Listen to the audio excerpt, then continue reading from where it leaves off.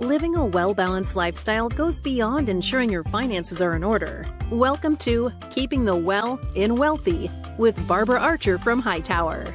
Barbara speaks with wellness industry leaders and related professionals to share more than financial planning advice. She addresses your questions about living a healthy lifestyle at any age. Learn how to gracefully maneuver life's challenges with support and resources to guide you along the way. Barbara and the team at Hightower help you make a plan, make an investment, and make a difference in your own wealth and well-being, and in your families, and within your community. Thank you for listening to Keeping the Well in Wealthy with Barbara Archer, sponsored by Hightower. Now, on to the show.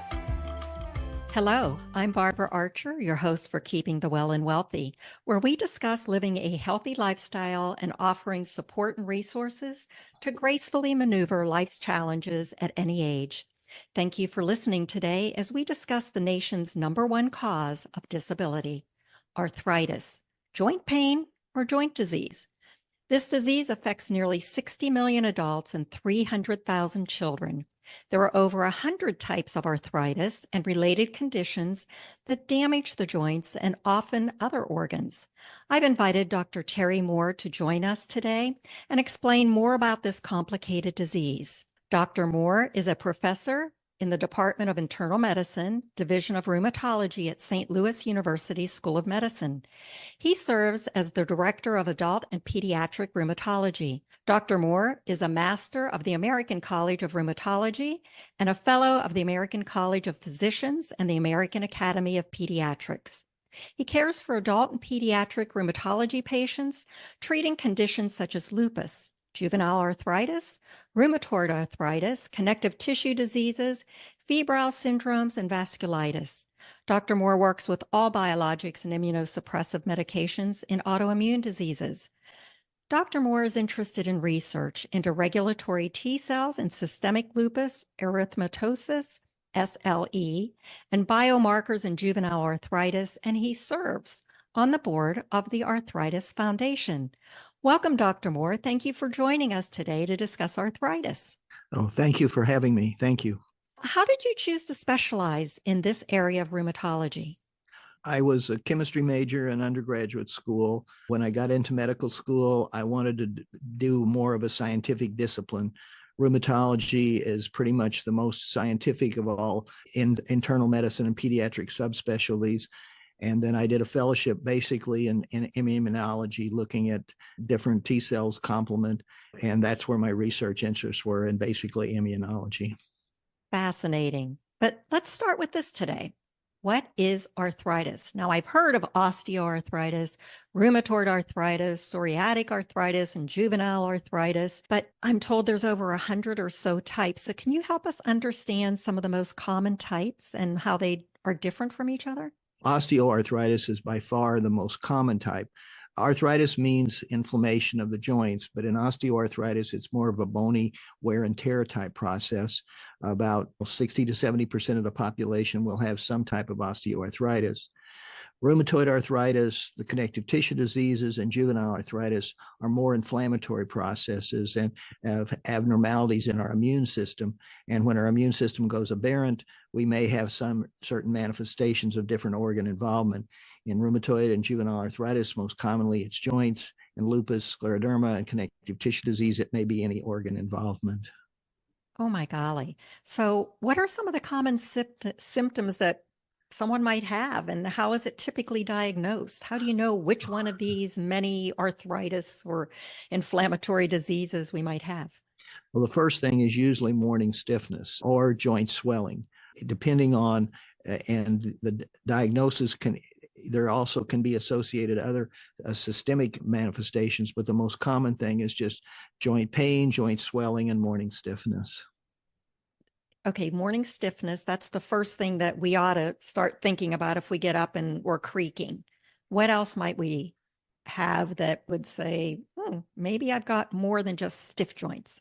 Well, if you see swelling of the joints, warmth, redness, that may tell you that there's more an inflammatory type response at that point in time, and therefore you may have more than just some degenerative changes. You may have an inflammatory process. Oh my gosh.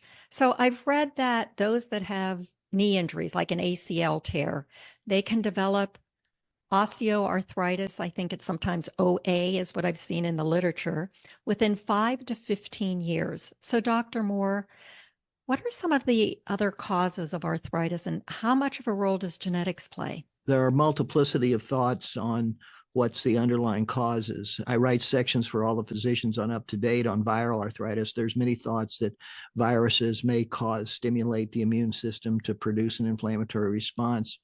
There's definitely genetics, certain genetic markers. A marker called HLA-B27 predisposes people to ankylosing spondylitis and spondyloarthropathies.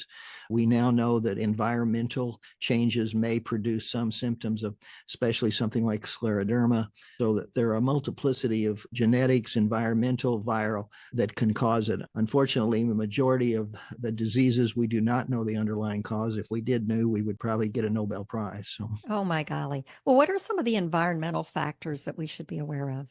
Sometimes, just like you brought up, tearing a medial collateral ligament, injury to a joint may predispose to abnormal gait, and that puts more pressure on, say, the knee. There's other things like certain chemicals that may predispose us to underlying connective tissue disease.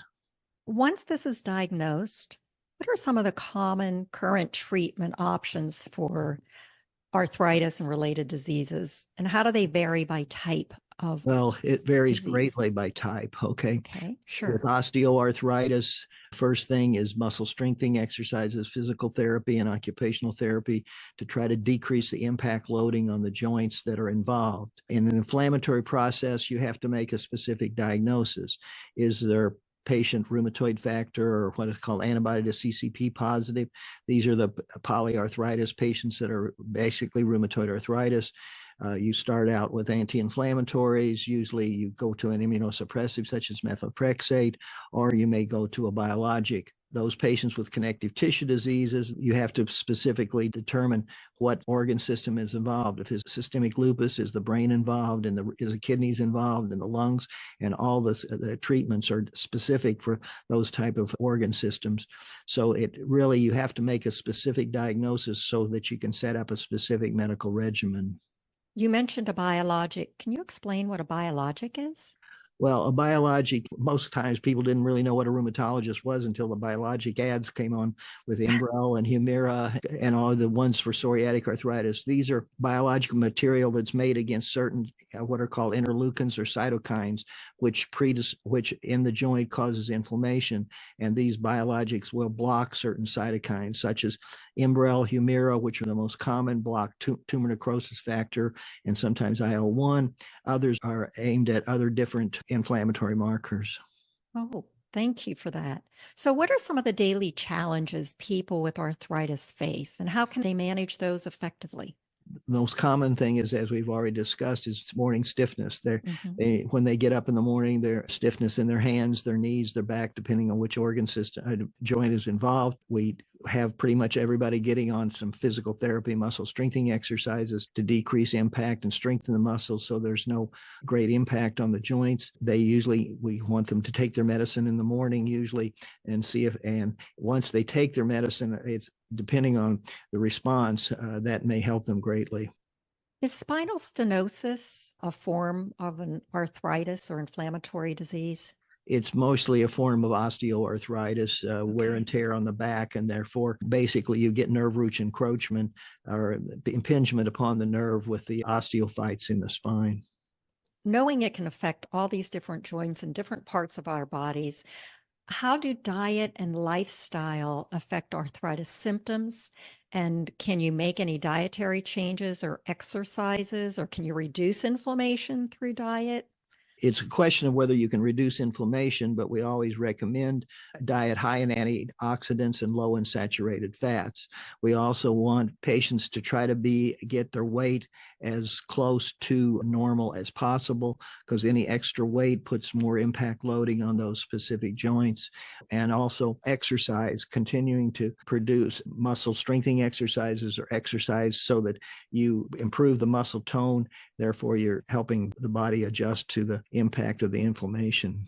So just because we might be stiff or a little sore, we shouldn't stop moving. Is that what I'm hearing? Yeah, daily to exercise 3 to 4 times a week are ideal. Not only does it help with arthritis, it helps with your cardiovascular system, et cetera, blood pressure, et cetera. So are there any exercises that someone with joint pain should avoid?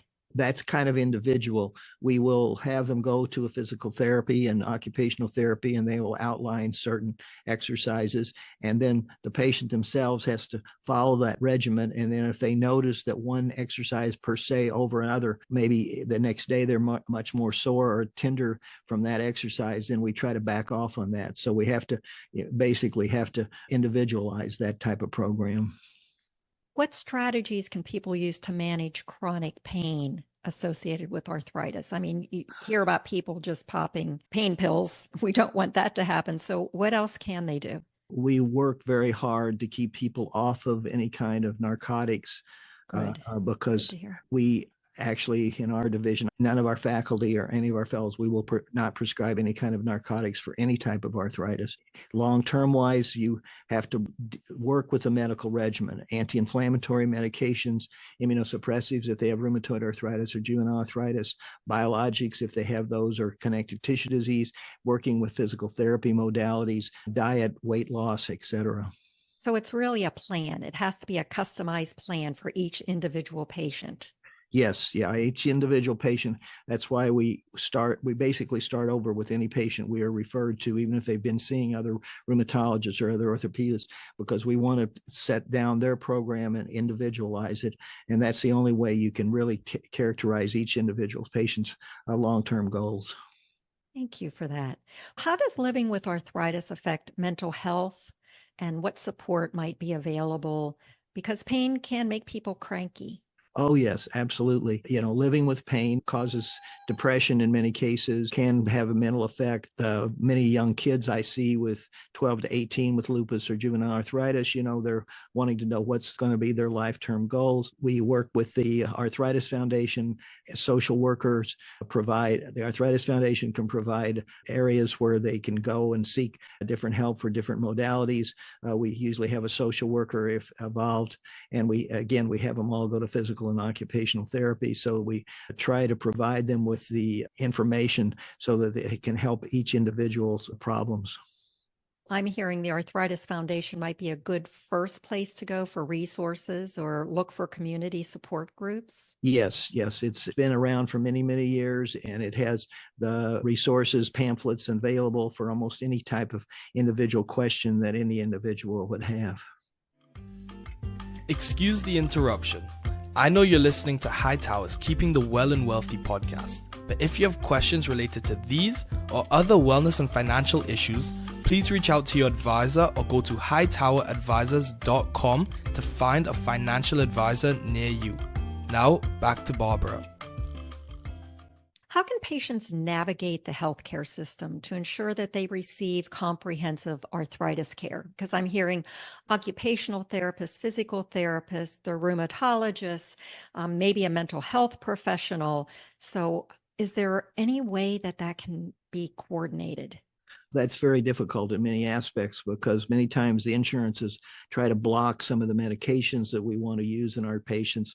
Each individual drug company usually has a patient assistance program if they can't afford the different medications. Again, going to the Arthritis Foundation, the Lupus Foundation, they have people that they can refer you to help you navigate things. Many times we have to pre-authorize different medications, and our nurses and us will work on that type of program. And, we try to answer the patient's questions as best as we can.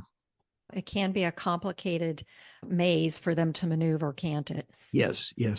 Are there ways to prevent arthritis or to lessen its severity? We've talked a little bit about exercise. Anything else we can do? I mean, be careful about not getting hurt, I guess. Right, I'm sitting yeah. here with a knee brace on, Dr. Moore. Yeah, no So injuries predisposed to early osteo or degenerative arthritis. Overweight, again, weight increase. We have a paper coming out showing that weight also increases inflammatory markers, and so we know that trying to get ideal weight is a very good thing. And again, muscle strengthening exercises, watching your diet and everything, pretty much all those same modalities that we've already discussed. Okay. And are there any alternative or complementary therapies that can help with arthritis symptoms? Well, there are a lot of things out in public, such as cannabis, et cetera, that none of them have shown in studies through the NIH or the FDA as recommendations at this point in time. There are certain individuals may respond to certain different homeopathic type medications, but ideally it's best to stay with your rheumatologist and follow the plan and the regimen that what they outline. Well, I agree. Listen to your doctor. But Yeah. how can individuals advocate either for themselves or increase awareness about arthritis, especially working with their families so that their families have the patience and understand as well, maybe some limitations currently and maybe into the future? Well, there are two things that we do for that. Again, referring them to the Arthritis Foundation for information. What we usually do is have pretty much husband, wife, or child, parents come in, and when we make an original diagnosis and go over everything, try to explain to them long-term ramifications and things where we do, and trying to answer questions for the whole family so that they understand. I take care of what are called febrile syndromes, and there are a multiplicity of genetic abnormalities in these patients, and we have the whole families come in and go over information. Can you tell me a little bit more about febrile syndrome? Febrile syndromes are genetically, there are certain abnormalities on the first chromosome, the sixth chromosome, the 13th chromosome that predispose these patients to early on to fever, to rash, many times arthralgias. That's why rheumatologists ended up looking at these. I've been on the NIH study sections for developing, and we've developed medications, biologics that are IL-1 inhibitors such as canakinumab or rilonacept, which help these patients resolve some of the genetic problems. Well, we appreciate your work in that area. And since you are involved oftentimes in research, can you discuss any recent advancements in arthritis research or what future treatments might be on the horizon? What can you Well, share with us? Well, we're continuing to look at inflammatory mediators within the cell. We have the new patients, everybody hears about Rinvoq or Xeljanz on the advertisements. These are what are called JAK inhibitors. We look at inhibiting different IL-1. Enbrel, Humira usually inhibit IL-1. We now have medications that inhibit IL-17 and IL-21, and they're looking at inhibitors of what is called IL-18 in juvenile arthritis. Different groups are still looking at different ways to inhibit certain cytokine inflammatory mediators. We're trying to develop assays that will give us more specificity of which patients have different inflammatory mediators elevated, and then we can maybe make a more specific inhibitor for that type of process. So the inhibitors that you've just referenced, those would help reduce some inflammation, maybe Yes. reduce some of the pain that a patient is experiencing? Yeah, they aim because, again, the inflammatory mediators in the cell produce certain other inflammatory mediators, which increase the inflammation and the swelling in the joints. That was pretty deep. So I'm going to ask you one other question about misconceptions. What are some of the things that the public, maybe your patients, your initial patients come in and they have in their heads certain ideas about any of the diseases we've discussed today, from osteoarthritis to rheumatoid arthritis to juvenile arthritis? What are some of those misconceptions that us as lay people are harboring that you can help blast out of reality? We try to look at different family members, think that one has rheumatoid arthritis or osteoarthritis. We try to make sure that there's genetic involvement in those patients, but it doesn't necessarily mean you're going to have an arthritis or a rheumatoid arthritis if your parents have it. I take care of about 1,200 children with juvenile arthritis, and only 2 have any parents with arthritis. So there are genetic markers, and there is some predisposition in certain families, but the genetics are much more with lupus and connective tissue disease. Osteoarthritis is maybe sometimes lifestyle. And, if families have certain aspects of certain lifestyle, and we need to change so that they don't predispose some of the younger patients in the family. But is osteoarthritis, that is the most common one. What are the genetic percentages somewhere in there for someone? Like if my grandmother had it and then my mother, how far am I doomed on this? we don't have any specific what are called histocompatibility antigens that go along with osteoarthritis, but we do know that a grandmother has osteoarthritis in the hands, Heberden's, or the distal interphalangeal joints, the proximal interphalangeal joints. What does that mean? The distal joints of the hands, what are called distal interphalangeal joints. Then is that where I would call the big, ugly, gnarly knuckles? Yeah. Okay. And so those nodes, many times they are evidence that probably especially on the female side of the family, there will be predisposition to those. Many times they're painful, sometimes they're not very aesthetic, but long-term wise, they're not an inflammatory process, they're just a wear and tear process. In regard to rheumatoid arthritis and juvenile arthritis, again, there is increases in certain families, especially if they have certain biomarkers in their family, which we've looked at in many patients. But again, it has to be individualized. You and I had a short discussion about even with osteoarthritis and those kind of unattractive knuckles that can be produced.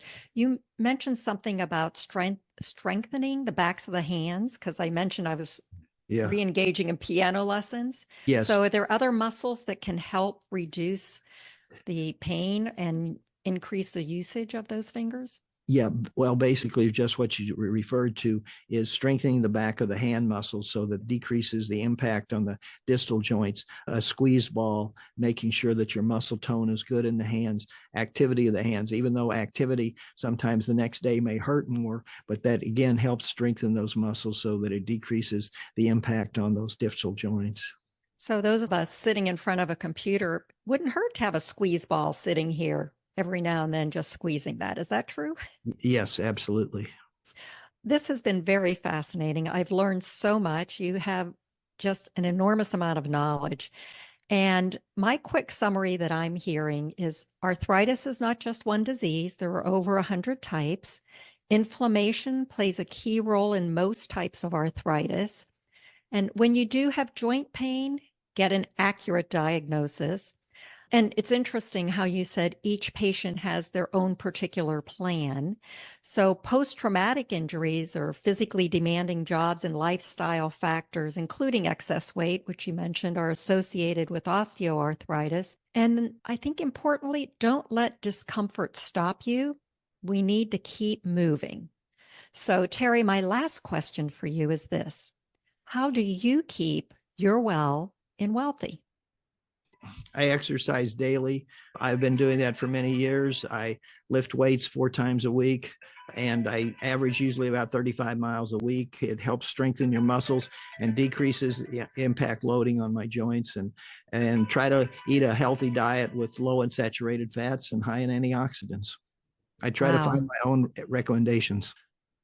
We hear stories sometimes about running. You're doing 35 miles per week, and you've done this for many years, and that hasn't impacted your joints? No, there's a study at the University of California, San Diego. Pigs have joints more similar to humans than any animal. And the jogging pigs do not get arthritis, and the sedentary pigs get arthritis. So we know that if you do have a previous injury or an abnormal gait, even if you exercise, you may predispose yourself to arthritis. But if your gait is normal, you don't have any injuries, you keep your muscle toned, that decreases those impact, and that's impact loading on those joints, and your muscles stay fine. Thank you for sharing that. Okay. I'm visualizing little jogging pigs here in my brain. Yeah. So this has been great. Dr. Terry Moore, it's been such a pleasure speaking with you today. And I will share your contact information and arthritis.org.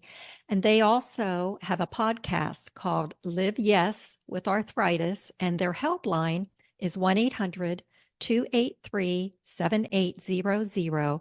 You can look for all of this in our podcast notes. And for our followers, I'd like to thank you for tuning in and listening to Keeping the Well and Wealthy. With me as your host, Barbara Archer. If you have not yet subscribed to the podcast, please click the subscribe now button below. This way, when I come out with a new podcast, it will show up directly on your listening device. We humbly ask you to share this podcast, rate it, and leave a review, as this actually helps others find the show. Again, thanks for listening today. From everyone at Hightower, this is Barbara Archer. And I do want to remind you at one last thing, and that is to go out in the world and make a difference. See you next time. Bye-bye. Thank you for listening to Keeping the Well in Wealthy with Barbara Archer, sponsored by Hightower. Click the follow button to be notified when new episodes become available. The information covered and posted represents the views and opinions of the guest and does not necessarily represent the views or opinions of Hightower Wealth Advisors. The content has been made available for informational and educational purposes only. The content is not intended to be a substitute for professional investing advice. Always seek the advice of your financial advisor or other qualified financial service provider with any questions you may have regarding your investment planning. Hightower Wealth Advisors is a group comprised of investment professionals registered with Hightower Advisors, LLC, an SEC registered investment advisor. Some investment professionals may also be registered with Hightower Securities, LLC, member FINRA and SIPC. Advisory services are offered through Hightower Advisors, LLC. Securities are offered through Hightower Securities, LLC. This is not an offer to buy or sell securities. No investment process is free of risk, and there is no guarantee that the investment process or the investment opportunities referenced herein will be profitable. Past performance is neither indicative nor a guarantee of future results. The investment opportunities referenced herein may not be suitable for all investors. All data or other information referenced herein is from sources believed to be reliable. Any opinions, news, research, analysis, prices, or other data or information contained in this presentation is provided as general market commentary and does not constitute investment advice. Hightower Wealth Advisors and Hightower Advisors LLC or any of its affiliates make no representations or warranties expressed or implied as to the accuracy or completeness of the information or for statements or errors or omissions or results obtained from the use of this information. Hightower Wealth Advisors and Hightower Advisors LLC assume no liability for any action made or taken in reliance on or relating in any way to this information. The information is provided as of the date referenced in the document. Such data and other information are subject to change without notice. This document was created for informational purposes only. The opinions expressed herein are solely those of the authors and do not represent those of Hightower Advisors LLC or any of its affiliates. Hightower Advisors LLC or any of its affiliates do not provide tax or legal advice. This material is not intended or written to provide and should not be relied upon or used as a substitute for tax or legal advice. Information contained herein does not consider an individual's or entity's specific circumstances or applicable governing law, which may vary from jurisdiction to jurisdiction and be subject to change. Clients are urged to consult their tax or legal advisor for related questions.